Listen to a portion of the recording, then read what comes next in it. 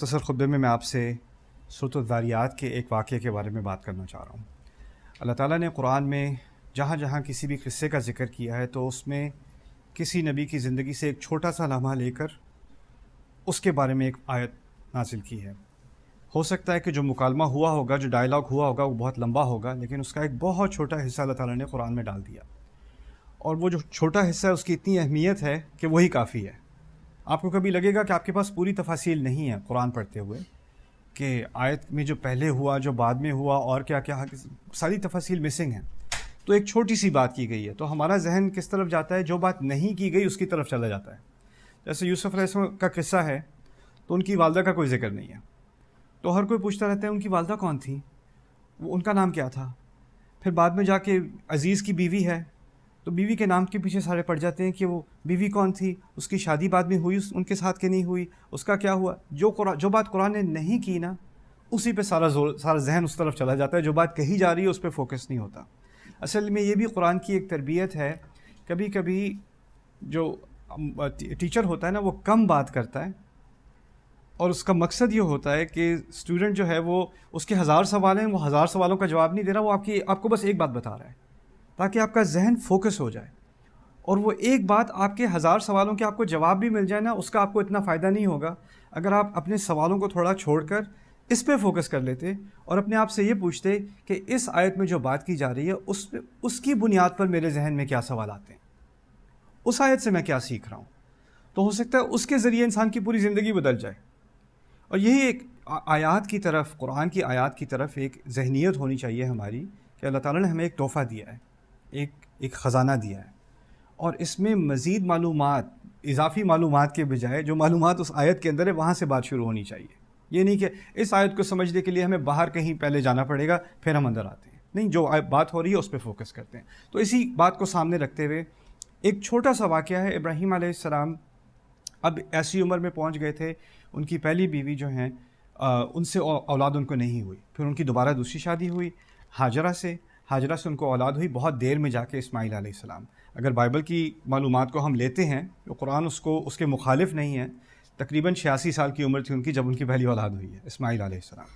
اور جو پہلی بیوی تھی ان کو ساری زندگی اولاد نہ دے سکی، سارا، اور سارا تھی بھی رائل فیملی سے، اگر ان کے پیچھے لینیج دیکھی جائے نا تو وہ ایک شاہی خاندان سے تھیں۔ اور ان خاندانوں میں کیا ہوتا ہے کہ جب بچہ ہوتا ہے تو بچہ بھی جو ہے وہ خاندانی ہوتا ہے، اس میں بھی رائلٹی آتی ہے نا۔ تو اب ان کی ابراہیم علیہ السلام سے شادی ہوئی ہے اور وہ ان کو بچہ نہیں دے سکی، 100 سال اب ابراہیم علیہ السلام کی عمر ہو گئی ہے۔ اس وقت پھر اللہ تعالیٰ ان کے گھر پر فرشتے بھیجتے ہیں انسان کی شکل میں، اور جیسے ہی ابراہیم علیہ السلام دروازہ کھلا، انہوں نے سلام کیا، انہوں نے کہا سلام قوم منکرون، سلام، تم لوگ انجانے ہو، تمہارے کپڑے ایسے ہیں کہ پتہ چل رہا ہے تم یہاں ادھر ادھر سے نہیں آئے، اور تمہاری زبان سے پتہ چل رہا ہے تم یہاں کے لوکلز نہیں ہو، تم لوگوں کو تو میں نہیں جانتا، لیکن اعلیٰ ای حال، بہرحال آ جاؤ اندر۔ تو انہوں نے بٹھایا، فراغ الی اہلہ، پھر اشارہ کیا، قرآن سورۃ الذاریات میں ہی ہے، اشارہ کیا ہلکے سے اپنے گھر والوں کو، راغ الی اہلہ۔ راغ سے کہتے ہیں کسی کو ایسے اشارہ کرنا کہ ایسے آپ بیٹھے ہوئے ہیں اور ادھر سے میں نے ایسے اشارہ کیا کہ آپ کو پتہ بھی نہیں چلا کہ میں نے اشارہ کر دیا ہے، ٹھیک ہے نا، اس کو راغ الی اہلہ کہتے ہیں۔ اس میں بھی ایک ادب ہے، وہ کیا ہے کہ لوگوں کو پتہ نہ چلے کہ میں اپنی فیملی کو باس کر رہا ہوں، جاؤ کھانا لے کے آؤ، یہ کرو وہ کرو۔ ان کی عزت کا بھی احساس ہے، جن کو انسٹرکشن دی جا رہی ہے نا ان کی عزت کا بھی احساس ہے۔ مہمان کو بھی احساس ہے کہ اس کو یہ نہ لگے کہ میں بوجھ ہوں، کیونکہ اچھا چلو یہ آ گئے، ان کے لیے کھانا لے آؤ، پھر اب یہ آ ہی گئے ہیں تو ایسا مہمان کو بھی لگے اچھا چلے میں چلتا ہوں، آپ نہ کریں۔ تو ان کو بھی احساس نہیں ہونے دیا کہ کچھ تیار ہو رہا ہے، اور فیملی والوں کو بھی اس طرح ڈسٹرب نہیں کیا، اور فیملی کی ان کی آپس میں سمجھ ہے، انڈرسٹینڈنگ ہے، کہ تھوڑا سا اشارہ کر دیا سیکریٹلی، ان کو بات سمجھ میں آ گئی۔ پھر بعد میں اللہ تعالیٰ نے کہا ہے فجاء بعجل سمین، کہ وہ پھر گوشت لے کر آئے، بچھڑے کا، تازہ بچھڑے کا گوشت لے کر آئے۔ اس کا مطلب ہے کہ ابراہیم علیہ السلام نے اشارہ تو کیا، پھر شاید اس طرح کہا ہوگا کہ تم لوگ یہاں ٹھہرو، میں بھی آتا ہوں، یعنی گھر والوں کی جا کے مدد بھی کی، اور یہ امپریشن نہیں دیا کہ گھر والے جو ہیں وہ نوکر لگے ہوئے میرے، میں تو یہاں بیٹھوں گا، وہ آ کے سرو کریں گے، جا کے وہ خود لے کے آئیں گوشت کو۔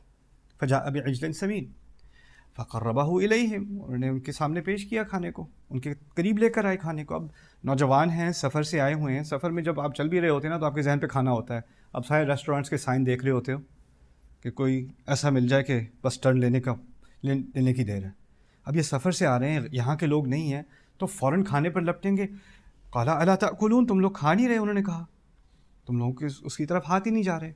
اب مزے کی بات یہ ہے, اسی صورت میں آگے جا کر اللہ تعالیٰ کہتے ہیں خود ہی, ما اريد منهم من رزق وما اريد ان يطعمون, میں ان سے رزق نہیں چاہتا, اپنی مخلوق سے میں رزق نہیں چاہتا, اور میں نہیں چاہتا کہ یہ مجھے کھلائیں. اور جن کو اللہ نے بھیجا تھا نا, وہ بھی رزق نہیں چاہتے, وہ یہ بھی نہیں چاہتے کہ آپ ان کو کھلائیں. تو بھائی سبحان اللہ, یہ بڑی خوبصورت سا اس میں مناسبت ہے جو بعد میں بات کی جا رہی ہے, یہاں کی جا رہی ہے. خیر, تو انہوں نے کہا کہ آپ کھا نہیں رہے. تو اس زمانے میں ایک قسم کا ایک قانون تھا, ایک پرنسپل تھا کہ اگر آپ کسی کو قتل کرنا چاہتے ہو نا, تو عزت کا تقاضا ہے کہ میں اس کو, اگر میں نے خون بہانا ہے تو اس کا میں نے کھانا نہیں کھانا, اگر میری یہ نیت ہے. تو جب وہ کھانا نہیں کھا رہے, وہ ان کو جانتے بھی نہیں ہیں, تو خیال آیا کہ شاید ان کی نیت کچھ اور ہے. فأوجس منهم خیفتاً, کہ اگر یہ میرا کھانا کھانے سے انکار کر رہے ہیں تو ہو سکتا ہے اسیسنیشن کے لیے آئے ہیں یہاں پر. تو ان کو ہلکا سا خوف کا ایک امپریشن ان کی شکل پر آیا. وجس کہتے ہیں کہ خوف شکل پر نظر آئے ہلکا سا. فأوجس منه خیفتاً, یعنی خفیہ طرح کا ایک خوف ہوتا ہے جو شکل پر تھوڑی سی سٹریس آ جائے, اس کے فیشل امپریشن جو ہے انسان کا بدل جائے. اب وہ فرشتوں نے نوٹ کر لیا, وہ تو انسان تھے, انہوں نے نوٹ کر لیا. انہوں نے کہا لا تخف, نہیں آپ کو کسی خوف کی ضرورت نہیں ہے, ہم اس مقصد سے نہیں آئے. پھر انہوں نے اپنی بات واضح کی کہ وہ کیوں آئے ہیں. انہوں نے کہا وَبَشَّرُوهُ بِغُلَامٍ عَلِيمٍ, اللہ تعالیٰ نے فرمایا کہ انہوں نے اچھی ان کو خبر دی کہ ان کے ہاں ایک لڑکا ہوگا, اور لڑکے کے لیے لفظ غلام کا استعمال ہوا ہے. غلام کا لفظ اردو میں تو ہم خادم کے لیے استعمال کرتے ہیں, عربی میں نوجوان لڑکے کے لیے 10-11 سال کا لڑکا ہونا, اس کے لیے غلام کا لفظ استعمال ہوتا ہے. تو صرف یہی نہیں کہا کہ آپ کے ہاں بچہ ہوگا, اتنا بھی بتا دیا کہ اس بچے کی اتنی عمر ہوگی, اور اسی عمر میں وہ بہت عالم بھی ہو چکا ہوگا. بشروہ بغلام علیم, یہ اسحاق علیہ السلام کے بارے میں بات کی جا رہی ہے, اور جگہ پہ قرآن میں یہ بات واضح ہو جاتی ہے. اب اسماعیل تو ہو چکے ہیں, اب یہاں پر یہ خبر دی جا رہی ہے. اور وہ اتنے بڑے محل والے گھر تو تھے نہیں کہ 3 ہال وے جا کے کہیں دور کچن ہو. ان کی جو بیگم ہے وہ وہیں پہ ہیں کہیں پاس میں. 100 سال سے زیادہ ان کی عمر ہے, یا 100 سال تقریباً ان کی عمر ہے. اب وہ فرشتے کہتے ہیں کہ آپ کا بچہ ہوگا, اور بچہ صرف یہی نہیں بچہ ہوگا, وہ اس عمر تک بھی پہنچ جائے گا. یعنی آپ کی عمر بھی آگے ہونی ہے کہ آپ اس کو بڑا ہوتے دیکھیں گے. اسی کی تو خوشخبری دی جائے گی. اگر ماں باپ مر جائیں اور بچہ 10 سال کا, تو اس کی خوشخبری کا کیا, اس کی کوئی تو کی نہیں بنتی. تو ان سے کہا وبشروہ بغلام علیم. تو جو خطبہ میں آپ کو دینا چاہ رہا ہوں نا, وہ اس آیت کے بارے میں, ان 2 آیات کے بارے میں جو اب آ رہی ہیں. یہ تو انٹروڈکشن ہے اللہ تعالیٰ کی طرف سے ہی سورۃ الذاریات میں. اب اصل بات کی طرف آتے ہیں آج کے لیے کم از کم. وہ یہ ہے فأقبلت امرأته, تو ان کی بیوی ان کی طرف مڑ کر, یعنی فرشتوں کی طرف مڑ کر, فی سرۃ, چلاتے ہوئے, ہیں کیا, ایسے شوق میں ان کے منہ سے دھاڑ نکل آئی. فسکت وجہہا, انہوں نے اپنے چہرے کو تھپڑ مارا, یعنی اپنی شکل پیٹنی شروع کر دی انہوں نے. سکت وجہہا, اور پھر ان کے الفاظ, 2 الفاظ ان کے منہ سے نکلے.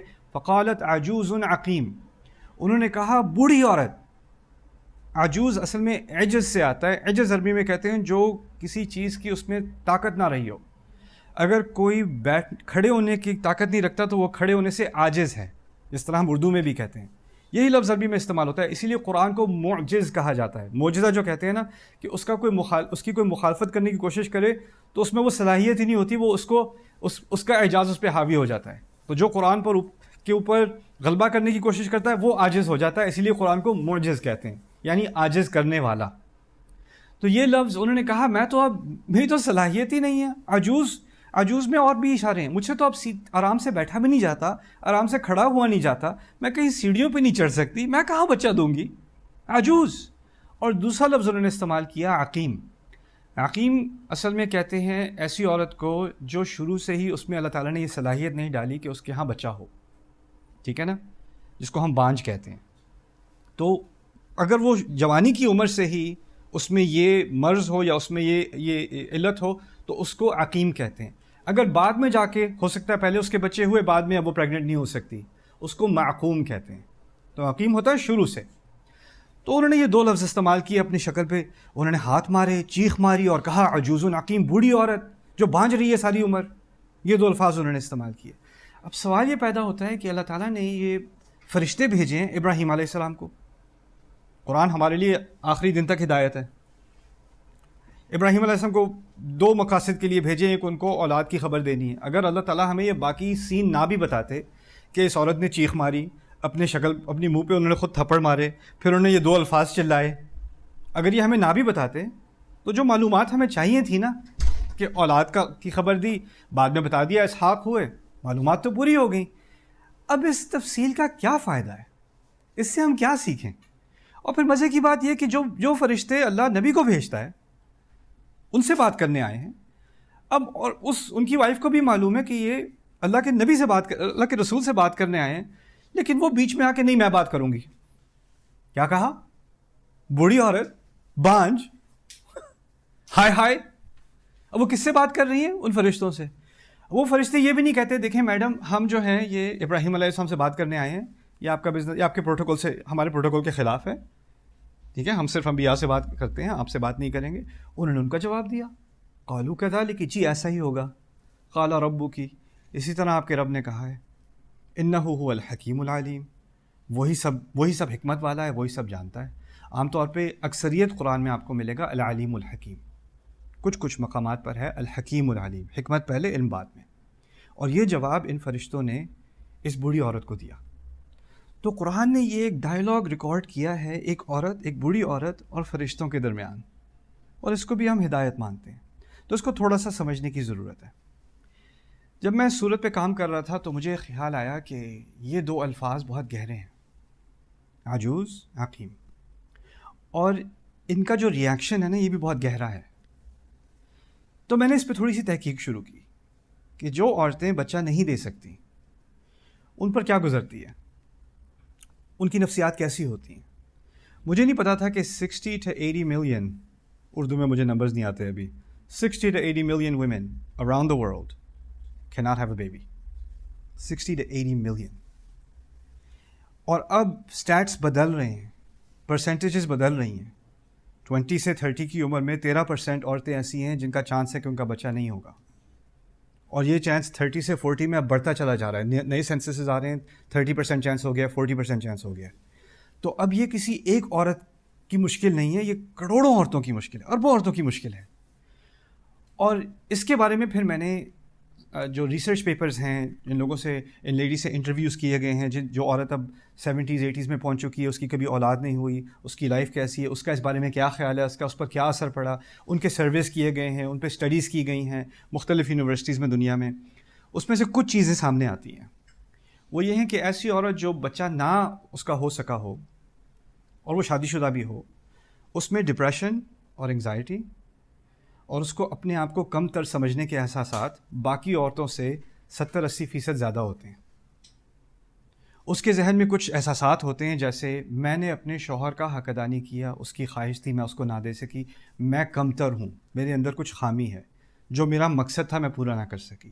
اس کے اندر ایک اور احساس ہوتا ہے کہ میرے والدین کی بڑی خواہش تھی کہ ان کے ہاں پوتا ہوگا، میں اپنے والدین کو پوتا نہ دے سکی، تو میں کم تر ہوں۔ اور اس کو جو یہ احساس کمتری ہوتا ہے نا، وہ اس کو ڈپریشن میں لے جاتا ہے، انگزائٹی میں لے جاتا ہے، اور زیادہ دیر انسان انگزائٹی میں اور ڈپریشن میں رہے نا تو اس کو اپنے آپ پر غصہ آنا شروع ہو جاتا ہے۔ تو ایک دفعہ اپنے آپ پر غصہ آنا شروع ہو جائے نا تو آپ کو ارد گرد سب پہ بھی غصہ آنا شروع ہو جائے گا، تو اس کی پرسنالٹی جو ہے وہ ایجیٹیٹڈ ہو جاتی ہے، اس کو غصہ آنا شروع ہو جاتا ہے، اس کی آواز اونچی ہو جاتی ہے، وہ اگریسو ہو جاتی ہے، یعنی اس کی زندگی میں اتنی مشکلات آتی ہیں۔ پھر مجھے ایک سروے ملا، ایک وار زون میں 500 عورتوں کا انٹرویو لیا گیا وار زون کے اندر جن کی اولاد نہیں ہو سکتی تھی، اور ان سے پوچھا گیا آپ کی زندگی کا سب سے ٹرومیٹک، سب سے مشکل ترین ایکسپیرینس کیا تھا وار زون میں رہتے ہوئے۔ انہوں نے کہا کہ ہمارا بچہ نہیں ہوا۔ تو یہ کوئی عورت کے لیے، میں اور آپ تو یہ ترجمہ پڑھ لیں، مرد ہم پڑھ لیں یہ ترجمہ، آگے نکل جائیں، ہمیں پتہ بھی نہ چلے۔ کوئی عورت اگر ایک عمر تک پہنچ چکی ہے نا جس کی اب اولاد نہیں ہو سکتی، اور اس نے ساری زندگی اس انگزائٹی میں گزاری ہے، ساری زندگی اس ڈپریشن میں گزاری ہے، اور ہماری سوسائٹی تو ایک خاص طرح کی رحمت ہے، ہماری سوسائٹی میں تانے بھی سننے پڑتے ہیں اس کے اوپر۔ ایک تو اپنے اندر آپ اپنے آپ کو کوس رہے ہو، اور پیچھے سے سسرال نے کوئی کسر نہیں چھوڑی، شوہر نے کوئی کسر نہیں چھوڑی، آپ کے اپنے والدین نے کوئی کسر نہیں چھوڑی، ہر طرف سے تانے سننے کو ملتے ہیں۔ اور پھر ایسا بھی ہوتا ہے کہ اگر فرض کریں ایک بہن ہے، اس کے ہاں بچہ نہیں ہو رہا، اس کی چھوٹی بہن کی شادی ہوئی، وہ پریگننٹ ہو گئی، تو باقی سب تو خوش ہیں، اس کے اوپر جو احساس کمتری جو ہے وہ 100 گنا زیادہ بڑھ جاتا ہے، اس میں ڈپریشن آ جاتی ہے کہ میرے اندر کیا خامی تھی۔ تو آپ اندازہ کریں یہ جو عورت ابراہیم علیہ السلام کے ساتھ ہے، اور ابراہیم علیہ السلام کب سے دعائیں کر رہے ہیں امت کے لیے، اور اللہ تعالیٰ نے ان سے وعدہ کیا ہوا ہے کہ رسالت ان کی اولاد میں دی جائے گی، یہ سارے وعدے ہیں، اور یہ عورت ان کے ساتھ ساری زندگی اس نے گزاری ہے، اور پھر دوسری شادی بھی ہوئی ہے، وہاں اولاد بھی ہو چکی ہے، اتنی بڑی عمر میں جا کے اب بھی ان کے پاس کچھ نہیں ہوا. کس ڈپریشن میں ہوگی یہ عورت، کیا احساسات ہوں گے اس عورت کے. تو اس چیز کو سامنے رکھتے ہوئے اگر آپ سوچیں کہ وہ عورت بیٹھی ہوئی، اس کی زندگی ختم ہونے والی ہے، اب تو تقریباً 100 سال کی ہو گئی ہے، اب وہ سنتی ہے بچہ ہوگا آپ کے ہاں، تو اس کو ایک دم سے غصہ بھی آتا ہے، چیختی ہے وہ، اس کو پروٹوکول کا کوئی احساس نہیں رہتا. فرشتوں کی جانتی ہے وہ فرشتے ہیں رضی اللہ عنہ، ان کے سامنے آ کے کہتی ہے بوڑھی عورت میں جب جوان تھی تو کیا مسئلہ تھا، اب آ کے مجھے دینا ہے، اب کیوں دینا ہے، پہلے کیوں نہیں دیا، پہلے سے مجھے عقیم کیوں رکھا. تو 2 سوال ہیں، انگلش میں کہوں گا وائی ناؤ، اور دوسرا سوال ہے وائی ناٹ بفور. تو اب تو مجھ سے کھڑا نہیں ہوا جاتا، میں کیسے جنم دوں گی، اگر دوں گی تو میں اتنے بچے کا خیال کیسے رکھوں گی، جو میری عمر تھی بچے کو انجوائے کرنے کی، اس کا خیال رکھنے کی، وہ تو آپ نے مجھ سے چھین لی، میری ساری زندگی آپ نے مجھے بانجھ رکھا، اور اب میں بوڑھی ہو گئی ہوں تو آپ سمجھتے ہیں یہ اچھی خبر ہے، اور اگر یہ کرنا ہی تھا تو مجھے شروع سے بانجھ کیوں رکھا، یہ تو زیادتی ہے، یہ کیسے. تو اس کا چیخنا اور اس کا اپنی شکل پیٹنا تھوڑا سمجھ میں آنا شروع ہو جاتا ہے. یہ صرف کو کہنے کی بات نہیں، یہ بہت زیادہ ایک زندگی بھر کی ڈپریشن ہے اس عورت کو، ایک زندگی بھر کا رنج ہے. دیکھیں میں آپ کو اس کی ایک اور مثال دیتا ہوں. فرض کریں کوئی جیل میں ہے، اس کو ظالمانہ طور پہ اس کے خلاف کیس غلط کیا گیا، جعلی ثبوت دیے گئے، اس کو جیل میں ڈال دیا، 20 سال اس نے جیل میں گزارے. 20 سال بعد پتہ چلا کہ ثبوت جو ہیں وہ غلط تھے، فیبریکیٹڈ تھے، بات غلط تھی، چلیں جی آپ باہر آ جائیں، آپ کو رہا کیا جا رہا ہے. جب اسے 20 سال بعد رہا کیا جائے گا نا، وہ خوش ہوگا یا ڈپریشن میں ہوگا؟ ڈپریشن میں ہوگا کہیں. 20 سال تم لوگوں نے میری زندگی مار دی، میری ساری جوانی میں برباد کر دی، اب میں کیا خوش ہوں کہ تم نے مجھے رہا کیا. یہ کیا رہا کیا ہے تم نے مجھے، پہلے نہیں کر سکتے تھے یہ، جب میں چلا رہا تھا کہ میں نے نہیں کیا، یہ میں انسنٹ ہوں. تو انسان کے ذہن میں یہ خیال آتا ہے، اور جو خیال اس عورت کے ذہن میں آیا، جس کو اس نے ایکسپریس کیا، اس نے فرشتوں سے ایکسپریس کیا، جانتے ہوئے کہ فرشتے کس کے نمائندے ہیں، اللہ تعالیٰ کے. تو ایک طرح سے انہوں نے براہ راست اللہ تعالیٰ سے ایکسپریس کیا ہے. جس طرح لوگ اگر رسول سے آ کے پوچھ رہے ہیں علیہ الصلوۃ والسلام کوئی سوال، کیونکہ رسول صلی اللہ علیہ وسلم اللہ تعالیٰ کے نمائندے ہیں، تو اس طرح کہ اللہ تعالیٰ سے کی طرف سے ہی جواب آئے گا نا، اللہ سے ہی پوچھا جا رہا ہے. اسی لیے کہا ہے من یطع الرسول فقد اطاع اللہ، جو رسول کی اطاعت کرتا ہے وہ اصل میں اللہ کی اطاعت کر رہا ہے، کیونکہ آپ رسول کو تھوڑی فالو کر رہے ہو، اصل میں رسول بھی اللہ کی دی ہوئی ہدایت کو فالو کر رہے ہیں، وہ آپ کو بتا رہے ہیں. تو ایک ڈائریکٹ لنک ہے. تو اس طرح سے آج کل کہہ لیں شی از کوسچننگ گاڈ، وہ خدا کے سامنے سوال پوچھ رہی ہیں، وہ فرشتوں کے سامنے پوچھ رہی ہیں. اب آیا آپ کو خیال، یہ کیوں، یہ کیسے. تو جب میں اس آیت کو اس نظر سے آپ پڑھیں تو آپ کو ایک بات سمجھ میں آئے گی، آپ کی زندگی میں، میری زندگی میں کچھ ایسی چیزیں ہوتی ہیں جو مصیبت ہی مصیبت ہوتی ہے، اور بعد میں جا کے وہ مصیبت حل ہوتی ہے بڑے عرصے بعد. تو خیال آتا ہے یہ پہلے نہیں مل سکتا تھا بندہ مجھے، یہ مسئلہ پہلے حل نہیں ہو سکتا تھا، یہ حل، یہ نعمت میرے سامنے ہی تھی، میرے نیبرہڈ میں تھی، میری گلی میں تھی، مجھے پتہ ہی نہیں ان ساروں سال. ابھی آ کے خوشی تو ہے کہ یہ نعمت آ گئی، لیکن یار اتنے سال ضائع کر دیے، کیا حکمت تھی اس کی کیا سینس بنتی ہے، مجھے تو سمجھ نہیں آ رہا. تو یہ سوال ہر انسان کی زندگی میں کسی نہ کسی طرح آتا ہے. جو محرومی ہوتی ہے نا انسان کو، وہ کسی نہ کسی درجے میں اللہ نے ہر انسان کو دی ہے محرومی، اور اس محرومی کے بارے میں خیال آتا رہتا ہے، یہ اگر کاش یہ ہو جاتا تو کیا برا تھا، یہ ایسے کیوں ہوا، یہ ویسے کیوں ہوا، رائٹ. اب فرشتوں نے ابراہیم علیہ السلام سے بات کرنے کے بجائے اس خاتون سے بات کرنی شروع کر دی. اب انہیں وہ کہتے ہیں کذالک قال ربک، ایسے ہی کہا ہے آپ کے رب نے. اچھا ٹھیک ہے، کہا ہے تو کہا کیوں ہے؟ پتہ ہے مجھے کہا ہے، اتنا تو مجھے معلوم ہے کہا ہے، کیوں کہا ہے؟ اب دیکھیں اللہ تعالیٰ کے 2 نام ہیں، علم والا اور حکمت والا. لیکن پہلا نام یہاں پر علم نہیں ہے، پہلا نام حکمت والا ہے، حکیم. یعنی حکیم کہتے ہیں کہ دیکھیں اگر آپ کوئی کام کرتے ہیں نا جس کی کوئی تک نہیں بنتی، سینس نہیں بنتی، تو اس میں حکمت نہیں ہے. اگر آپ کا کام اس کی سینس بنتی ہے، اس کا کوئی فائدہ نکلتا ہے، تو اس کام کی یا اس تجویز کی یا اس انویسٹمنٹ کی بڑی حکمت تھی. سمجھ رہے ہیں بات؟ تو جس عام زبان میں آپ کہیں گے کہ اس سے زیادہ سینس کسی میں نہیں ہے، وہ حکیم ہے.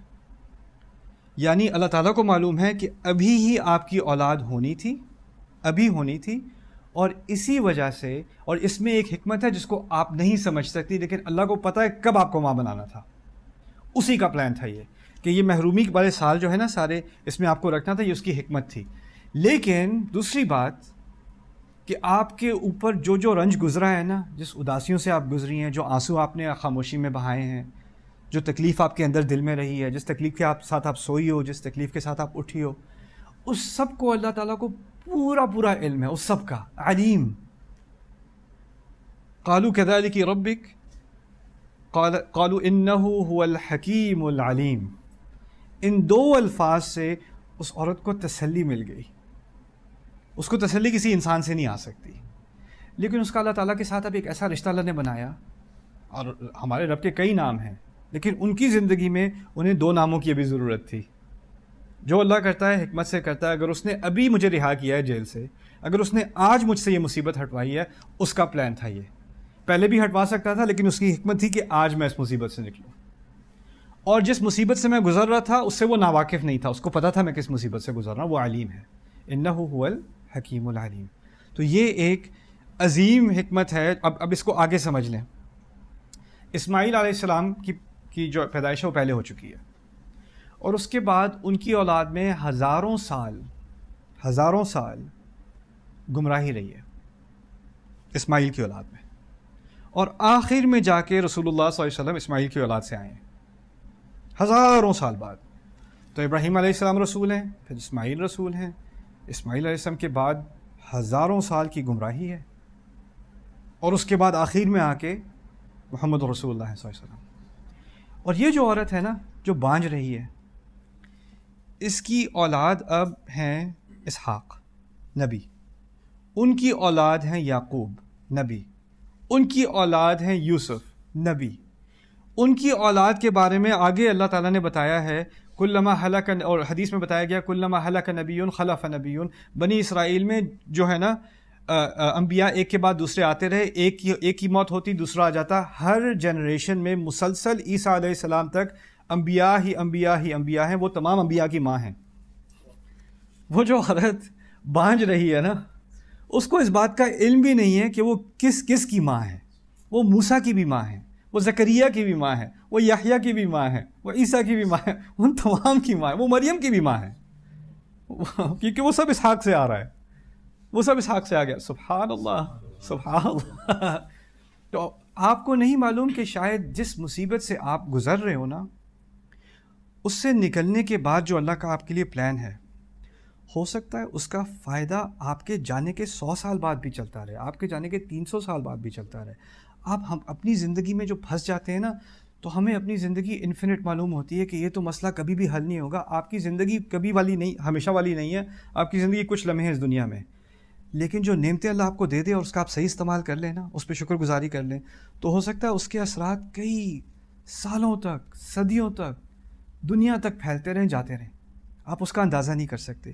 یہ ایک ذہنیت ہے جو اللہ تعالیٰ نے مختصر سے الفاظ میں ہمیں دی ہے. اتنے چھوٹے سے 2 الفاظ ہیں، اس کو آپ اگر ایسے ہی پڑھ لیں تو اچھا، ہاں انہوں نے کہا تھا کہ وہ بوڑھی ہیں اور ان کی اولاد نہیں ہے، چلو آگے پڑھو. مزے کی بات کہاں ہے؟ پھر کیا ہوا؟ اس کے بعد کیا ہوا؟ ہر بات جو اللہ تعالیٰ نے کی ہے نا، اس کے اندر ایک خزانہ ہے. انسان دل کھول کر اس خزانے کی تلاش میں آئے تو اس کی زندگی بدل جائے. اللہ تعالیٰ ہماری سب کی زندگیوں کو بدلے اور ہمیں اس قرآن کا نور ہمارے دلوں میں ڈالے. بارک اللہ لی ولکم فی القرآن الحکیم ونفعنی وإیاکم بالآیات وذکر الحکیم. الحمد لله وكفى والصلاة والسلام على عباده الذين اصطفى، خصوصا على أفضلهم وخاتم النبيين محمد الأمين وعلى آله وصحبه أجمعين.